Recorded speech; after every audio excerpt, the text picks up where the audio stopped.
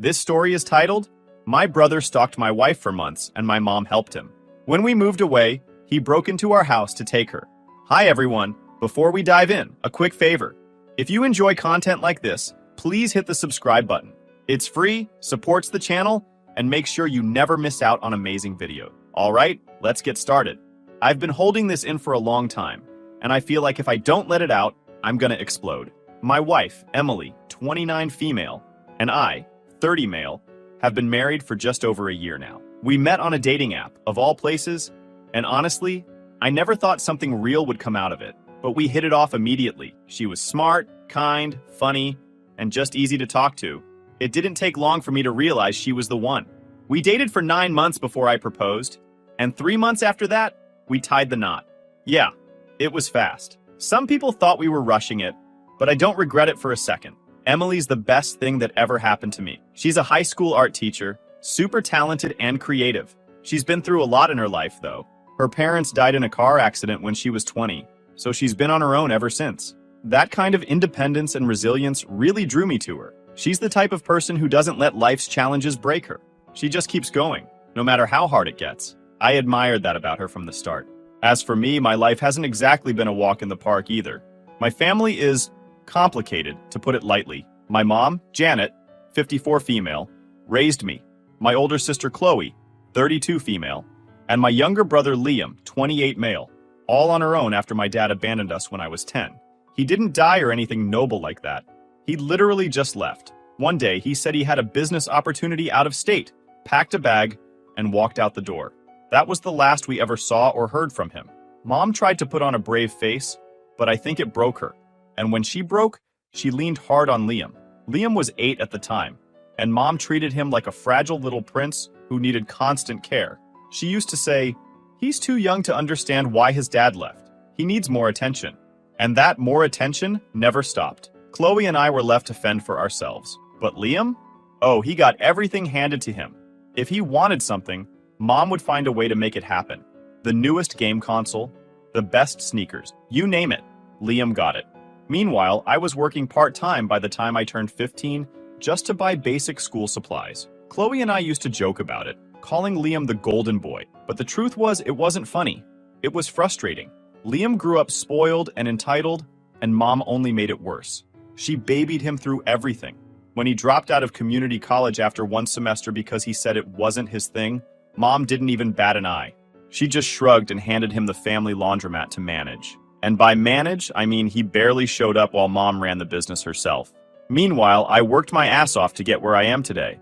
I put myself through college with scholarships and part-time jobs, got a degree in software development, and landed a solid job at a tech company. You'd think Mom would be proud of me for that, right? Nope. To her, I just got lucky with computers or whatever. Liam, on the other hand, was the real success in her eyes because he was running a business. Yeah, okay. Despite all that, I still tried to maintain a decent relationship with my family. It wasn't easy, but I figured they were still my family at the end of the day. When Emily and I got married, she suggested staying close to them. She thought it would be good for us to have a support system nearby, especially since she didn't have any family of her own. I wasn't thrilled about the idea, but I went along with it because it meant a lot to her. We bought a little house a few minutes away from Mom's place. At first, I thought maybe it wouldn't be so bad. Mom seemed to really like Emily. She kept telling me how lucky I was to have such a sweet, well-mannered wife. Chloe was also great. She's always been the normal one in the family. But Liam was another story. Liam had this way of making everything about him. If Emily complimented something about the laundromat, like the cafe Mom had set up in the corner, Liam would act like it was his idea, even though everyone knew Mom was the one keeping the place afloat. Mom, of course, encouraged all of this. She'd say things like, "Liam just loves spending time with you two. It's nice to see him getting along with your wife." Anyway, things seemed fine for a while. Emily and I were settling into married life, and I was adjusting to having my family so close. I thought I had everything under control. But if there's one thing I've learned, it's that when it comes to my family, things are never as simple as they seem. Looking back now, I feel like I should have caught on sooner. At first, it seemed harmless. Liam was being overly friendly to Emily, but I figured he was just trying to bond with her since she was new to the family. He'd show up at our place randomly with coffee or snacks, saying he just happened to be nearby. Or he'd bring over a tool he thought we might need for the house, like a wrench or a screwdriver, even if we didn't ask for help. He even bought her an expensive necklace once. It was a little much, but I brushed it off. I mean, he was my brother. Why would I suspect anything weird? Emily didn't say much about it either, at least not at first. She'd smile and thank him whenever he brought something, but I could tell she wasn't entirely comfortable. She's polite to a fault, always worried about offending people, so I figured she was just being nice. Honestly, I thought Liam was just socially awkward and trying too hard to be helpful. I even joked with her once that Liam probably needed to learn how to take a hint. The thing is, Liam wasn't just stopping by every now and then. He was doing it a lot, like multiple times a week. At one point, I remember joking to Emily, "We might as well give him a spare key at this rate." She laughed, but there was something in her eyes that didn't sit right with me. I shrugged it off because, again, I thought I was overthinking things. Then came Liam's birthday dinner. Mom made a huge deal out of it, like she always does for him. She decorated the house with balloons, baked his favorite cake, and even made a bunch of dishes she knew he liked. It was a typical Liam is the center of the universe event, which was nothing new for our family. Emily and I went because, well, we couldn't not go.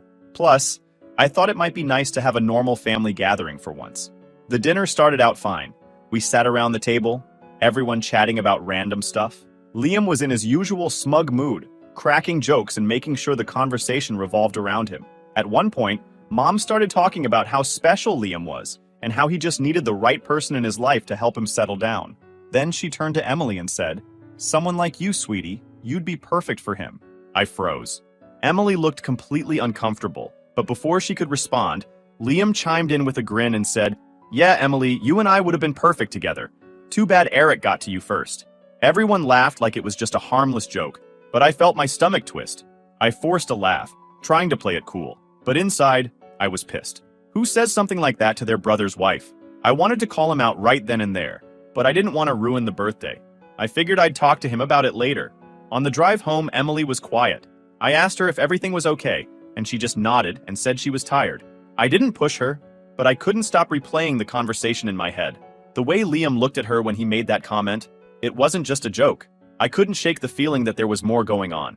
A few days later, Emily finally opened up. She waited until we were sitting on the couch after dinner, just the two of us. She started by saying she didn't want to cause any drama, but she felt like I needed to know what was going on. That's when she told me about the way Liam had been acting around her. Apparently, it wasn't just the frequent visits or the random gifts. He was finding excuses to get closer to her, standing too close, brushing against her arm, even trying to hold her hand once when he was thanking her for something. He made comments that were way too personal, like telling her she had the most beautiful eyes, or that she deserved better than someone who worked so much, clearly referring to me. She said she'd been trying to brush it off, but after the birthday dinner, it all started to feel too much. She didn't know how to handle it anymore. I asked Emily why she hadn't told me earlier, and she said she didn't want to create tension in the family. She knew how Mom always sided with Liam and didn't want to make things worse. Plus, she said she wasn't sure if I'd take it seriously. That part stung. The fact that she doubted whether I'd have her back hurt more than anything Liam had done. I reassured her that I believed her completely and that I wasn't going to let this slide. That night, I couldn't sleep. I kept replaying everything she told me, along with all the little moments I'd ignored or dismissed. Liam showing up uninvited, finding excuses to talk to Emily, going out of his way to do things for her. It was all adding up now. This wasn't just Liam being friendly or awkward. This was something else entirely. The next day, I started paying closer attention. I didn't say anything to Liam right away because I wanted to see how he acted when he didn't think I was watching. Sure enough, he showed up at our house that afternoon with some random excuse about needing to borrow a tool. He barely acknowledged me and went straight to Emily, handing her a coffee and saying, "I figured you could use a pick-me-up." She looked uncomfortable, but she thanked him politely. I clenched my jaw, trying not to lose it right there. After he left, I told Emily I was going to talk to him. She asked me not to, at least not yet. She said she didn't want to escalate things until we had a better plan. I agreed, but it wasn't easy. Every time I saw Liam after that, I wanted to punch him in the face. I hated the way he acted like everything was normal, like he wasn't making my wife uncomfortable every chance he got. At this point, I knew things couldn't keep going like this. Something had to give. But after a week of watching him pull the same stunts, I couldn't hold it in anymore. I decided to confront him. I called him over to my house, making it sound like I needed help with something. When he showed up, I wasted no time. I told him I knew about the way he'd been acting around Emily, standing too close, making weird comments, trying to get her alone. At first, he just stared at me, like he couldn't believe I'd actually called him out. Then he laughed, full-on laughed, like I just told the funniest joke in the world. "You're being paranoid, man," he said, shaking his head. "Emily's like a sister to me. I'd never do anything weird. You're just jealous because I get along with her better than you do." That last part hit a nerve, but I held my ground. I told him to knock it off, that his behavior was making Emily uncomfortable, and if he didn't stop, we were going to have a serious problem. He shrugged, said I was blowing things out of proportion, and left without another word. After that, I felt even worse. Liam didn't take me seriously at all.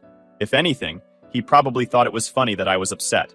I told Emily about the conversation, and while she appreciated me standing up for her, she wasn't surprised by his reaction. "He's not going to change," she said. And unfortunately, she was right. After that confrontation with Liam, I knew things had to change. I couldn't keep pretending everything was fine. And honestly, the way he laughed it off made my blood boil. I'd been holding back, trying to keep things peaceful, but at that point, I was done. I knew we couldn't keep living so close to him and Mom. Emily deserved better than feeling trapped in her own home, and I couldn't keep putting her in situations where she had to deal with Liam's nonsense. That's when the idea of moving came up. The timing was almost eerie. Just as all this was going down, I got a job offer in Kansas City. It wasn't something I'd been actively looking for, but an old college buddy who works at the company had mentioned my name to his boss. A week later, I got the call. They wanted someone with my skill set and were offering a decent bump in pay. At first, I wasn't sure if I wanted to uproot everything, but after that birthday dinner and Liam's increasingly creepy behavior, it felt like a sign. Emily and I talked about it one night.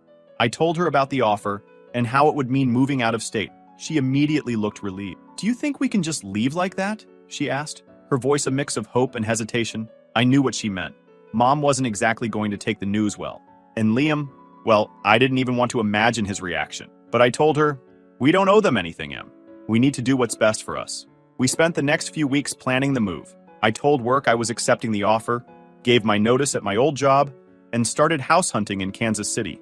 Emily was amazing through all of it. She scoured listings, set up virtual tours, and even packed most of our stuff while I handled the work logistics. We didn't tell anyone except Chloe. She'd always been the supportive one in the family, and I trusted her not to spill the beans. When I told Mom we were moving, she acted like I just told her the world was ending.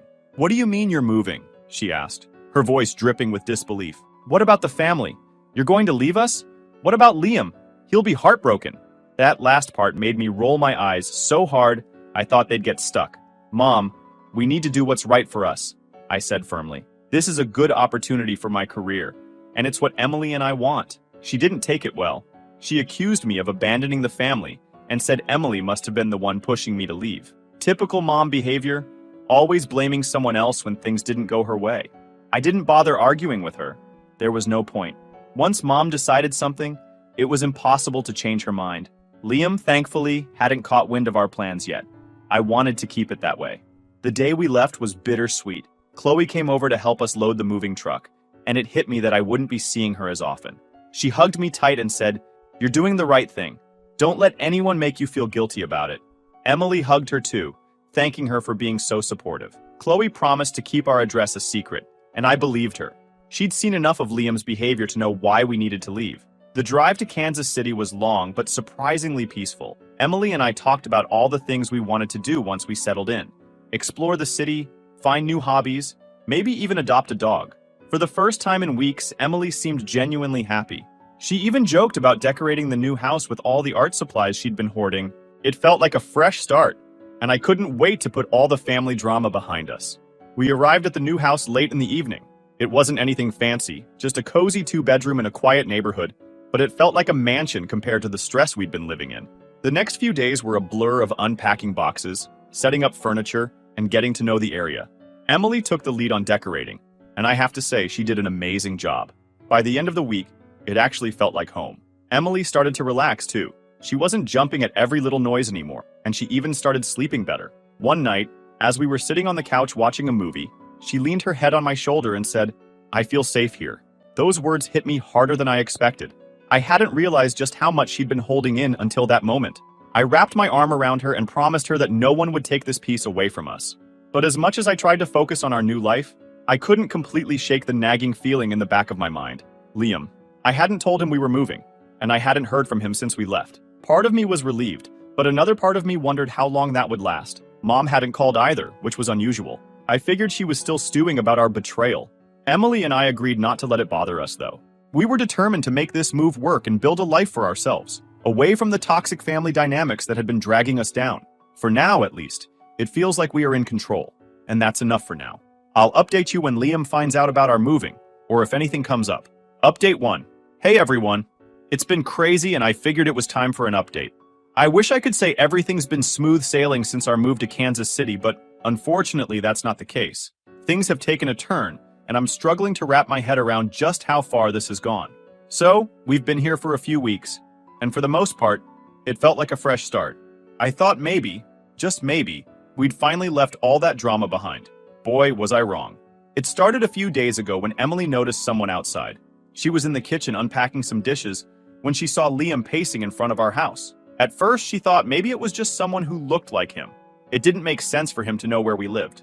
But then he rang the doorbell, over and over. He had a bouquet of roses in his hand, and he was calling out, "Emily, I just want to talk." When she told me, I couldn't believe it. I mean, how did he even find us? We didn't tell him or Mom where we moved. The only person who knew was Chloe, and I trusted her completely. But there he was, standing outside our house like some kind of creepy stalker. I told Emily to stay put and not open the door while I called the police. By the time they arrived, Liam was gone. They said there wasn't much they could do unless he came back or made a direct threat, which was frustrating but not surprising. Later that night, I called Chloe to figure out how the hell Liam had found us. At first, she was confused, swearing up and down that she hadn't told anyone. But as we kept talking, she hesitated. Then she broke down and told me the truth. Liam had stolen a copy of our house key from her while helping us pack. He must have found our address on a piece of mail or one of the moving boxes and decided to keep it to himself. Chloe was absolutely mortified. She apologized over and over, saying she didn't realize what he'd done until now. She felt guilty for not keeping a closer eye on him, but honestly, I couldn't blame her. This was entirely on Liam. He crossed a line and I was furious. But Chloe didn't stop there. She also told me some other things that left me sick to my stomach. Apparently, Liam's obsession with Emily ran even deeper than I thought. He'd been secretly taking photos of her during family gatherings, some of which were downright creepy. Chloe said she'd seen pictures of Emily at our old house, sitting on the couch or reading a book, completely unaware that Liam was taking them. Worse, he'd been recording her voice during conversations and stitching together long audio files that he'd listened to on repeat. I couldn't believe what I was hearing. This wasn't just harmless flirting or boundary pushing anymore. This was full-blown stalking. How had I let it get this far? I knew Liam had issues, but I never imagined he was capable of something like this. I kept replaying all the times I brushed off his behavior, convincing myself it wasn't a big deal. But now, with everything Chloe had told me, it was clear that Liam was dangerous. I couldn't afford to let my guard down anymore. Emily was shaken when I told her what Chloe said, but she wasn't surprised. I had a feeling there was more to it, she admitted. The way he looked at me, the things he said, it always felt off. She thanked me for taking her seriously and standing up for her. But I could tell this whole thing was wearing on her. She started jumping at every little noise, checking the locks on the doors multiple times before bed. It broke my heart to see her like that. The next day, we found more proof that Liam had been watching us. Emily was cleaning out the mailbox when she found a letter addressed to her in Liam's handwriting. It was rambling and incoherent, filled with phrases like, "You're the only one who understands me," and "I'll wait forever if I have to." It was creepy as hell, and it confirmed what I already knew. Liam wasn't going to leave us alone. I brought the letter to the police, but again, they said their hands were tied unless Liam made a direct threat or showed up again. They suggested filing for a restraining order, which we're looking into, but it's a process. In the meantime, we've installed security cameras around the house, and I've started documenting everything. Every letter, every text, every incident. I want to make sure we have as much evidence as possible if this escalates further. Mom, of course, isn't helping. When I told her what Liam had done, she immediately went into defense mode. "He's just upset," she said. "You shouldn't have moved away without telling him. He doesn't know how to handle it." She even had the nerve to blame Emily, saying, if she hadn't been so nice to him, he wouldn't have gotten the wrong idea. I couldn't believe what I was hearing. Nice? Emily was polite because she didn't want to cause drama, and now Mom was using that as an excuse for Liam's behavior? I told her she needed to wake up and realize that Liam wasn't just being sensitive, he was stalking my wife. Mom hung up on me after that and hasn't called back since. Emily and I are trying to stay strong, but it's hard.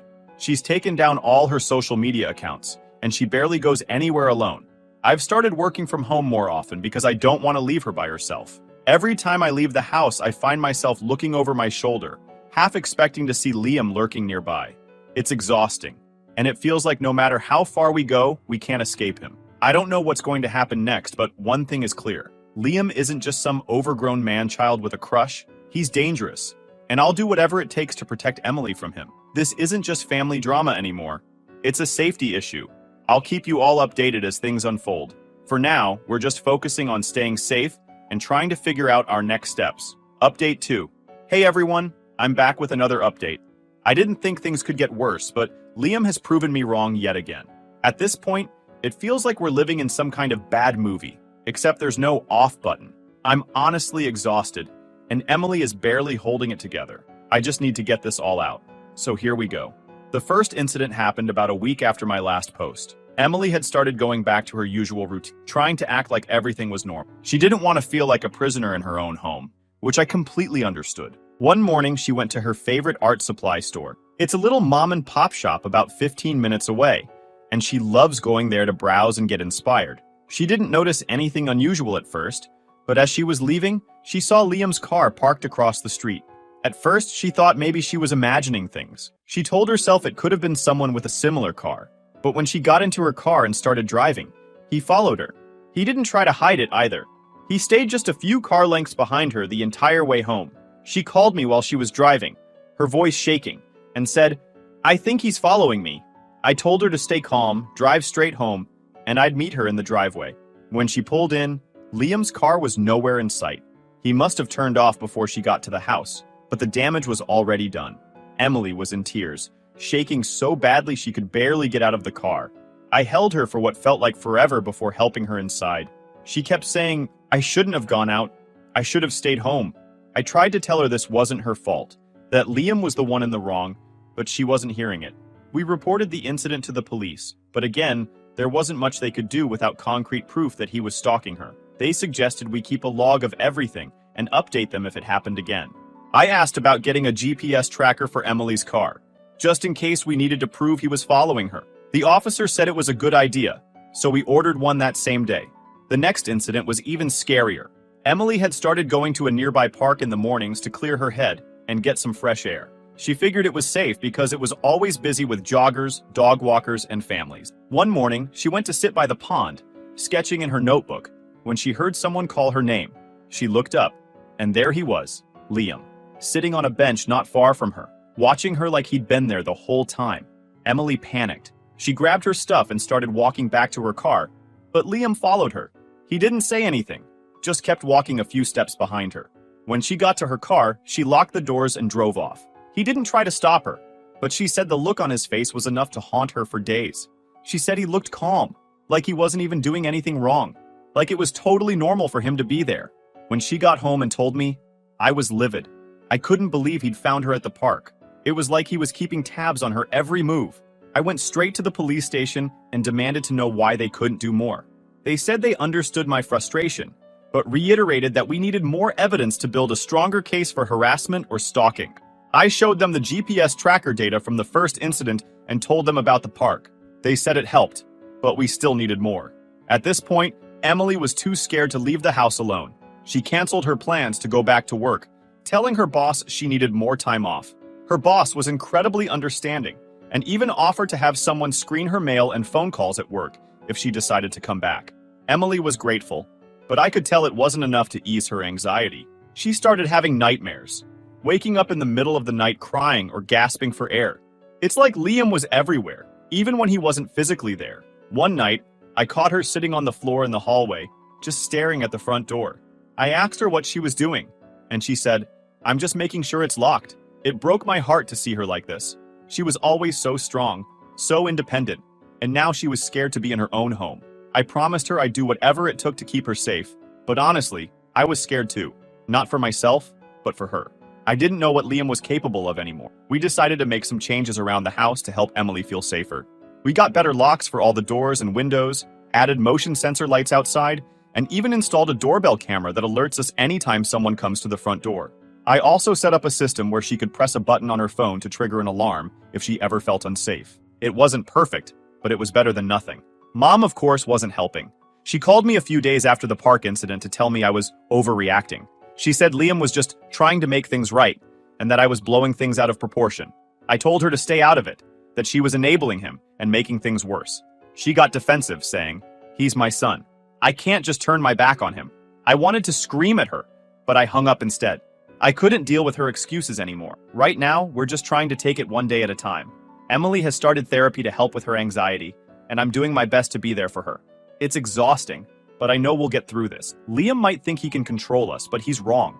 We're not going to let him win. I'll update again if anything else happens. Thanks to everyone who's been following this and offering advice. It means more than you know. Update 3. I'm back with another update, and I honestly don't even know where to start. Everything feels like a nightmare I can't wake up from. I thought things were bad before, but what happened recently took everything to another level. I'm still trying to process it all, so bear with me. It started out like any other evening. We had dinner, watched a little TV, and went to bed around 10. As always, we double-checked the locks and made sure the alarm system was armed. I don't know why, but I felt uneasy as we were getting ready for bed.